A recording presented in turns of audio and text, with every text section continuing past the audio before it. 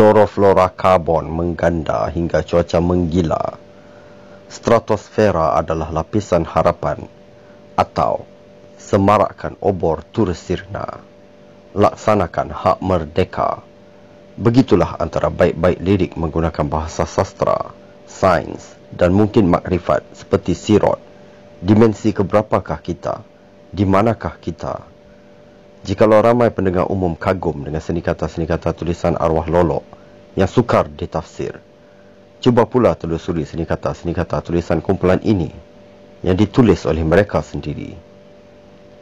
Ya, itulah Satira, satu kumpulan heavy metal dari era 80-an yang mungkin tidak ramai pendengar umum berpeluang untuk kenal dahulu.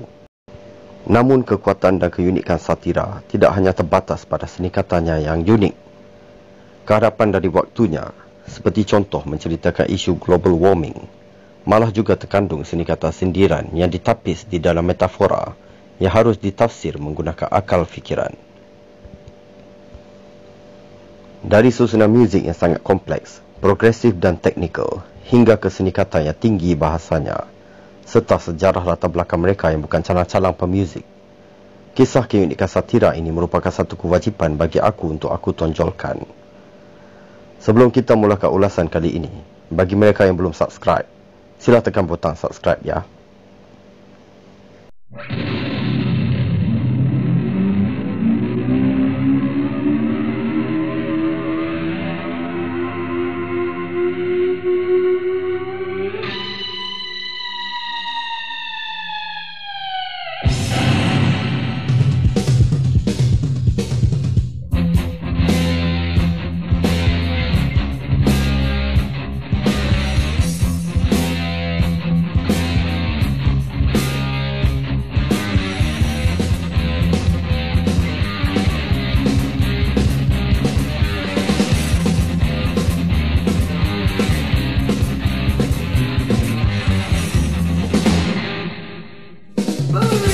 Bermulanya sejarah kumpulan ini sejak 1984 lagi di ITM Shah Alam, apabila 3 orang pemuzik ITM bergabung dan berbentuk sebuah kumpulan dinamakan Mixed Blood, bersempena gabungan pelajar dari Sarawak dan Semenanjung.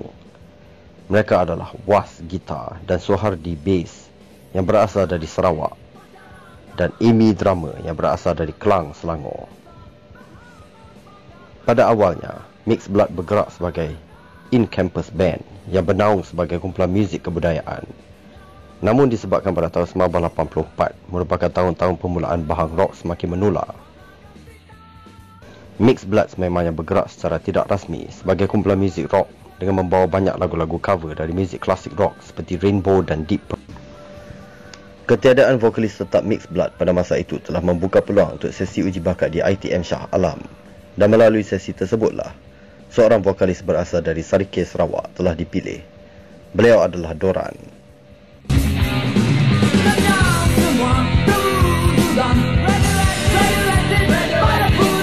Dengan barisan ahli lengkap serta penambahan ahli posisi keyboard iaitu Zul dari Pahang, Mixed Blood menjadi amat popular sebagai kumpulan pemuzik undangan untuk segala jenis majlis dan event di ITM Shah Alam. Malah di tempoh ini, ITM Shah Alam turut diberi julukan institusi rock heavy metal kerana kewujudan Battle of the Band dalaman kampus yang menggalakkan kewujudan banyak kumpulan muzik rock. Kemeriahan turut disambut dengan penganjuran konsert rock di dalam kampus. Antara yang paling diingati konsert D Fabians pada tahun 1985, di mana Mixed Blood juga telah menjadi kumpulan pembuka pentasnya. Banyak rockers luar kampus juga, terutama dari daerah berdekatannya seperti Kelang, sering datang ke konsert-konsert dan show di dalam ITM ini. Show-show rock ini turut membantu menjana pendapatan ITM, dan nama Mixed Blood turut dikenali sebagai kumpulan rock ITM yang paling popular. Tahun 1986, dengan perhabaran 2 tunjang asal Mixed Blood iaitu Was dan Suhardi yang telah tamat pengajian mereka di ITM dan pulang ke kampung masing-masing, ramai gitaris dan bassis di ITM mencuba nasib untuk mengganti posisi mereka. Kemasukan Atoy dari ITM Melaka pada awalnya sebagai gitaris menggantikan Was, kemudiannya menukar posisi ke bass apabila seorang gitaris berbakat dari Melaka yang sanggup berpindah ke ITM Shah Alam dari UTM Kuala Lumpur gara-gara ingin menyertai Mixed Blood.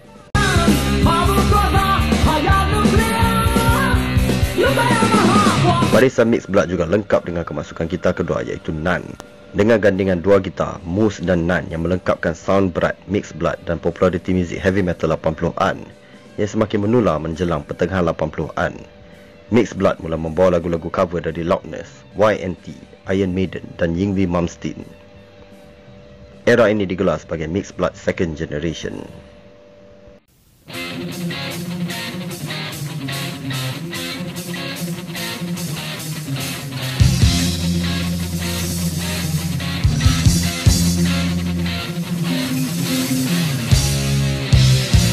Mixed Blood Second Generation ini juga mula menyertai pertandingan-pertandingan rock anjuran luar kampus serta persembahan-sembahan rock, expo dan funfair di sekitar Lembah Kelang. Malah mereka juga pernah menandatangani kontrak sebagai artis persembahan Alibaka Box Office pada masa itu sebaris dengan kumpulan-kumpulan kontrak persembahan lain antaranya H2O.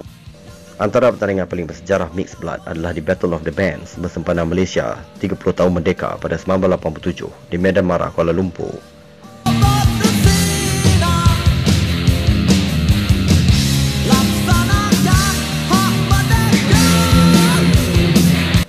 Di mana Mixed Blood tampil menjadi naib juara pada masa itu dengan tempat pertama dimenangi oleh kumpulan Loving Bond.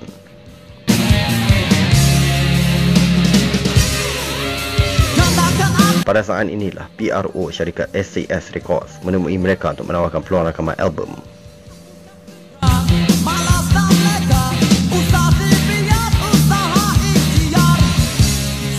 Disebabkan oleh arahan kerajaan pada masa itu yang mahukan kumpulan muzik menggunakan nama berbahasa Melayu, tambahan lagi nama Mixed Blood yang berbunyi sedikit ganas, maka mereka terpaksa menukar nama. Mereka sepakat memilih nama Satira, nama yang berbunyi kemelayuan ini, walau bagaimanapun, sebenarnya bukan perkataan Melayu.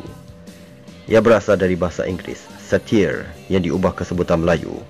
Satira bermaksud sindiran atau sarcasm, dan ia ditujukan kepada arahan kerajaan yang mahukan nama kumpulan berbahasa Melayu. Perkara yang dianggap tidak berasas dan menyusahkan oleh kebanyakan pemuzik rock pada masa itu. Manakan tidak, penat-penat popularkan nama kumpulan dengan nama lama, tiba-tiba nak buat album, kena tukar nama. Benda ini akan membuatkan sesuatu kumpulan terpaksa berusaha semula dari bawah untuk mempopularkan pula nama baru mereka.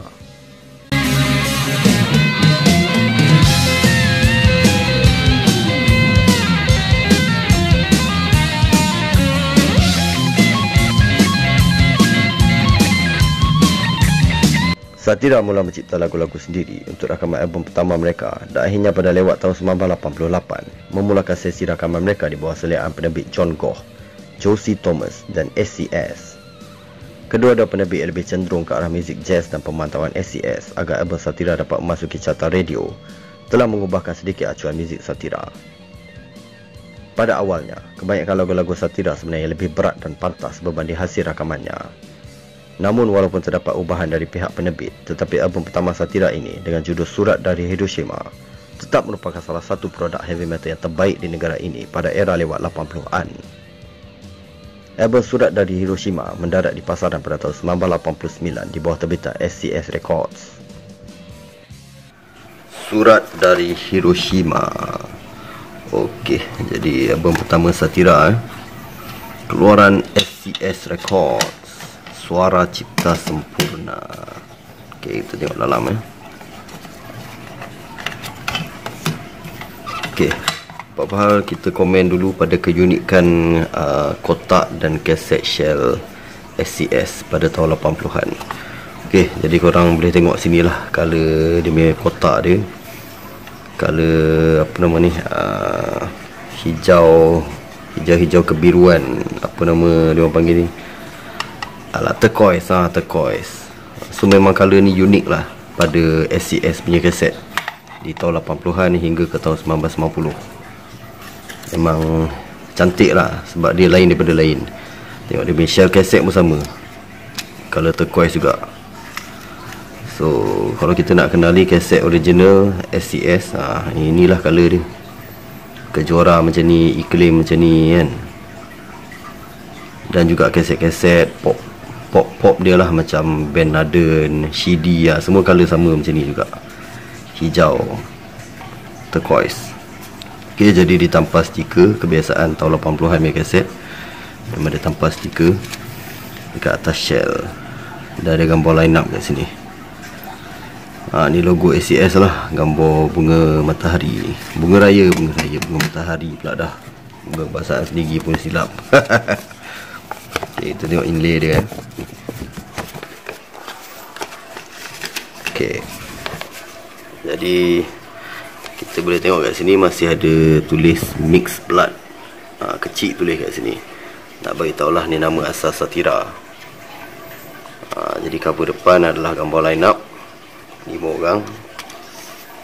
Memang cantik lah. Ni design antara design kaset album heavy metal rock Melayu yang paling aku minat lah.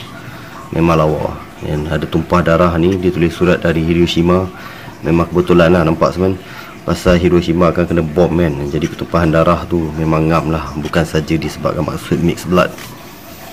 Jadi dalam ada gambar line up lagi, lengkap dengan nama ahli masing-masing. Jadi kita boleh kenal lah siapa mereka. Okay, jadi ni semua maklumat dia. Tahun terbitan 1989 seperti diceritakan.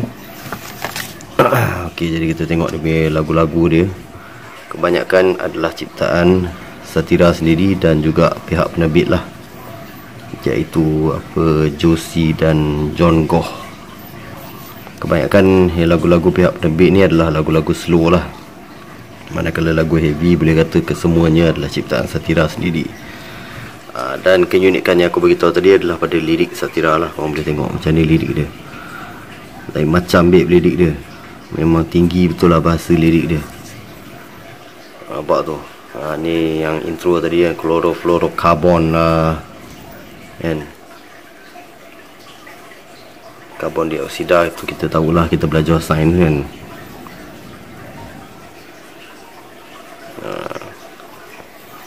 Fragmen kehampaan, serpihan yang pecah.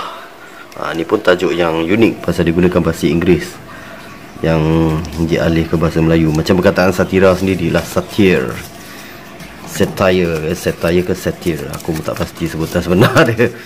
Okay, jadi dalam ada kad ucapan menggunakan kertas biasa.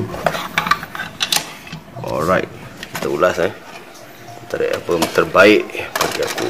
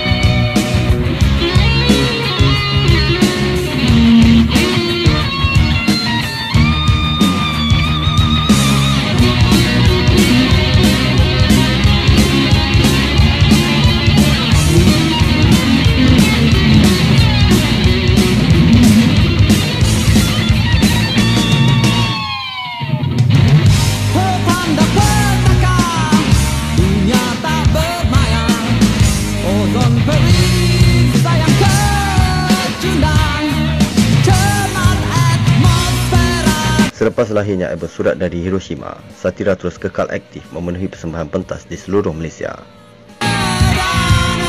Terjadinya kemarau taufan banjir, bila kutub menjadi cair. Namun disebabkan komitmen kerjaya beberapa ahli pada masa itu, antaranya Atoy, Nan dan Ashraf, ahli-ahli yang tinggal iaitu Mus dan Doran terpaksa merehatkan Sathira buat seketika dan menyambung kehidupan biasa masing-masing. Akhirnya pada lewat tahun 1990, Mus bercadang menghidupkan kembali Sathira bersama Doran setelah menerima panggilan telefon dari SCS untuk tawaran album kedua, memandangkan kontrak Sathira bersama syarikat itu masih bersisa untuk 1 tahun lagi. Tanpa membuang masa, Mus menjemput sahabatnya iaitu bassist Zul dan Kudin, seorang drama jazz. Dengan lengkapnya Sathira sebagai kumpulan 4 ahli, mereka mula berlatih mencipta lagu baru yang susunannya lebih kompleks dan teknikal dari album pertama.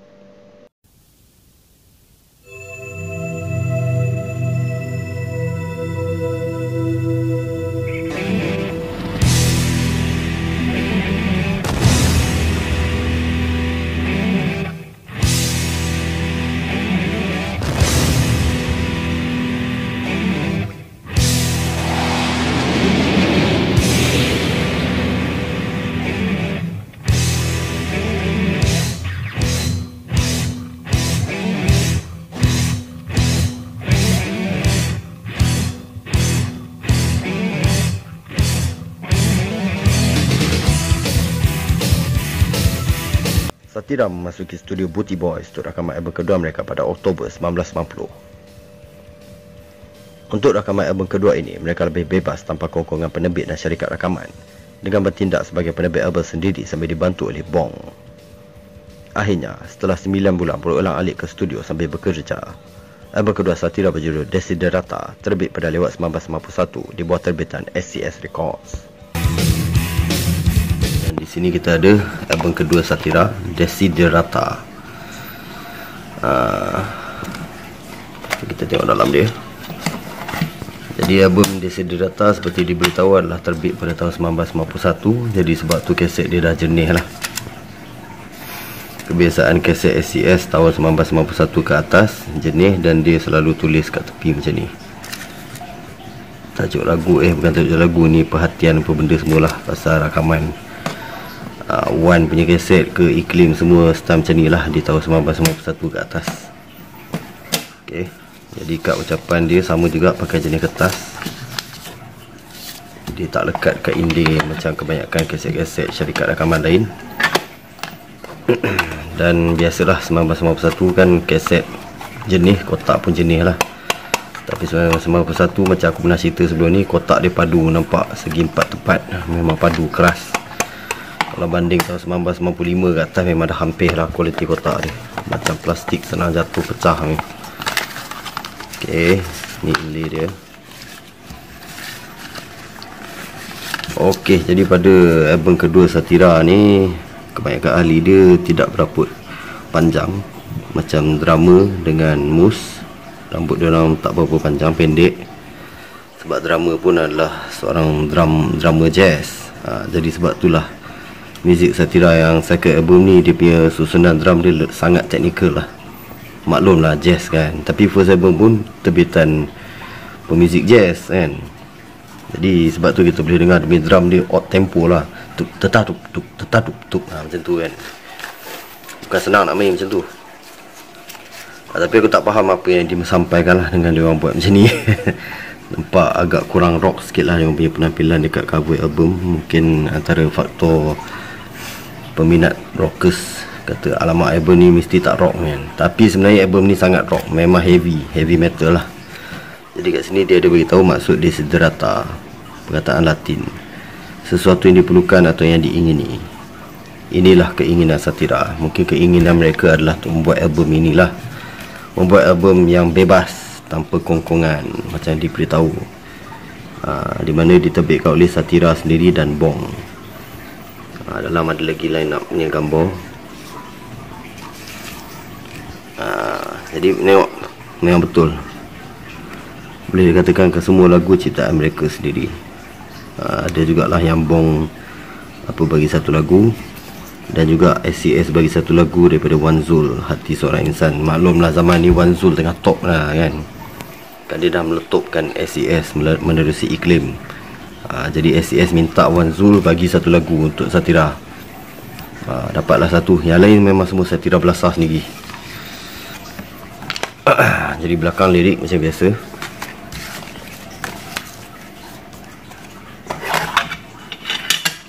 Okey, kita ulas